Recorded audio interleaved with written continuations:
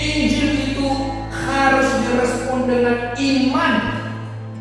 Karena Injil tanpa iman tidak berkuasa apa-apa. Injil tanpa direspon dengan iman, dia hanya sebuah cerita saja. Dia hanya sebuah kisah saja. Dia hanya sebuah sejarah saja. Roma pasal 1 ayat 16 sampai 32 di bawah berikut Injil itu berkata. Sebenarnya Allah sudah menyatakan diri dalam bentuk penciptaan alam. Allah menciptakan alam ini. Allah menciptakan segala sesuatunya. Dan Allah sudah menyatakan diri dan berulang-ulang menampakkan diri kepada para manusia. Tetapi kenyataannya manusia banyak yang tidak percaya. Alam ini tercipta karena ada yang menciptakan. Tidak mungkin dunia ini ada dengan sendirinya. Tidak mungkin manusia ada dengan sendirinya. Karena semua ilmu pengetahuan tidak bisa menemukan sebenarnya alam ini terjadi begitu saja. Pasti ada satu oknum yang menciptakannya. Kita ini ada diciptakan oleh Allah dan diselamatkan oleh Allah. Tujuannya adalah untuk memuliakan Allah. Yesus Kristus datang ke dalam dunia itu menyelamatkan orang-orang berdosa. Tujuannya adalah untuk menyembah Allah. Manusia mengenal Allah di dalam Yesus Kristus. Manusia mengenal pencipta dunia ini di dalam Yesus Kristus. Orang yang percaya kepada Kristus yang diselamatkan oleh Allah, itulah yang disebut dengan umat pilih. Umat pilihan ini bisa ada karena Injil. Yang kita maksud Injil itu adalah Yesus Kristus itu. Firman yang hidup, firman yang menghidupkan, itulah Injil. Yesus itu yang menghidupkan orang-orang yang mati secara roh. Injil itu menyelamatkan. Injil itu harus direspon dengan iman.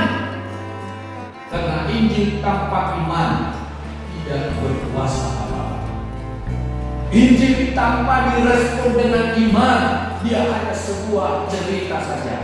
Dia hanya sebuah kisah saja. Dia hanya sebuah sejarah saja. Injil tanpa iman, dia hanya retorika saja. Iman itu harus hidup. Firman itu harus hidup.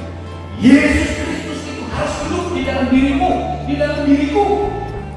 Roh Kudus itu harus ada di dalam diri kita yang akan menuntun kita dalam proses perjalanan hidup.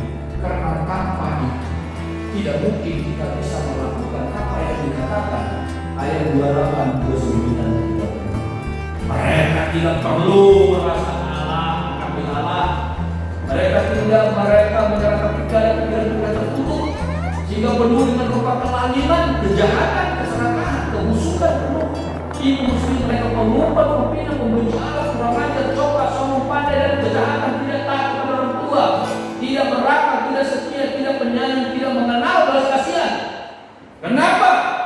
Karena mereka memandang Allah hanya sebagai otak saja, mengerti Alkitab hanya sebatas perkara. Karena tidak ada kekuatan, tidak ada kuasa yang membuat mereka mampu untuk melakukan kehendak Allah. Karena itu kita butuh Injil, kita butuh Yesus untuk bisa membuat kita terus ada di relnya, membuat kita terus ada di jalur kehendak Allah. Dan itu hanya bisa ketika kita menerima Roh Allah itu, dan itulah yang selalu menuntun kita, mengingatkan kita. Kita butuh Injil. Kita butuh Yesus itu.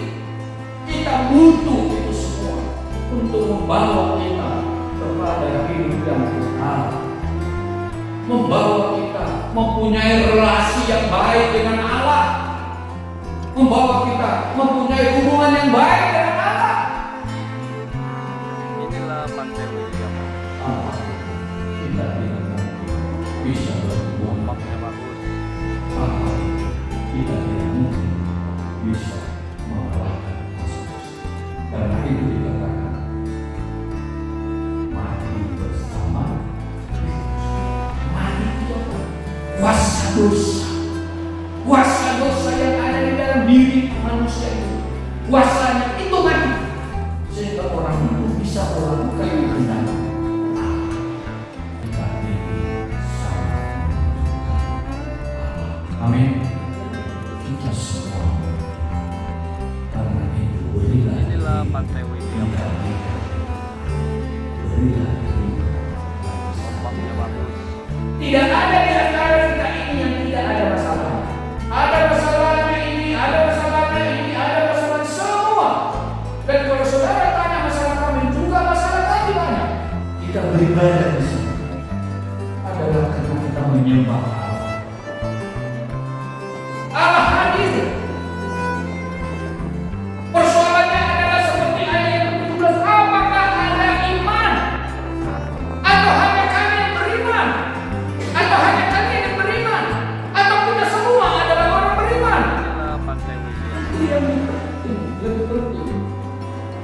Ibadah ini kita memanggil Allah. Ibadah ini kita berseru kepada Allah. Dia ada.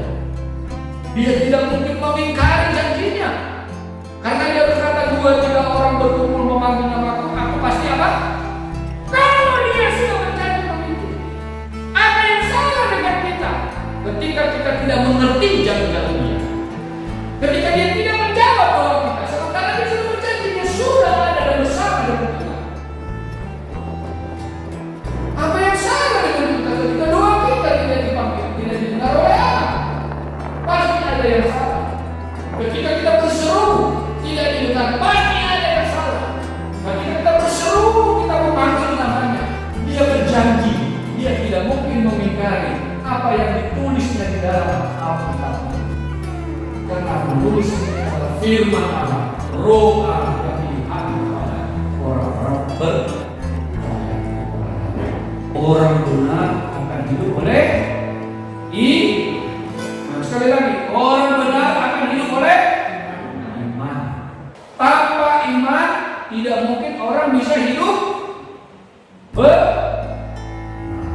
dengan beriman. Orang percaya bahwa Kristus adalah juru selamat yang mana?